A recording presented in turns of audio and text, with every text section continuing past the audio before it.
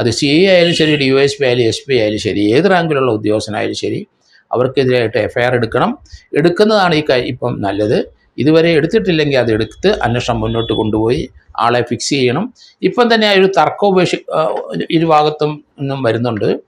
ആളെ കണ്ടുപിടിച്ചു, അത് ഇന്ന ആളാണ്.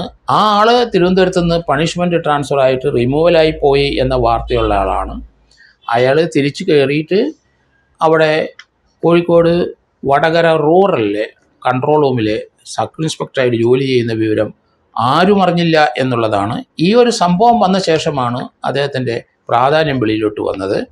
അതുകൊണ്ട് അതിനകത്ത് മേലുദ്യോഗസ്ഥന്മാർ അതിനകത്ത് ശിക്ഷ വാങ്ങാതിരിക്കണമെന്നുണ്ടെങ്കിൽ കൃത്യമായ നടപടിയുമായിട്ട് മുന്നോട്ട് പോകണം. അതാണ് ഉത്തമം. അല്ലാതെ രാഷ്ട്രീയം കളിച്ചു കഴിഞ്ഞാൽ സീനിയർ ഉദ്യോഗസ്ഥന്മാർക്ക് പരിക്കേൽക്കും എന്നാണ് എനിക്ക് തോന്നുന്നത്. കാരണം പാർലമെൻറ്റിൻ്റെ സ്പീക്കർ അധികാരം അതാണ്.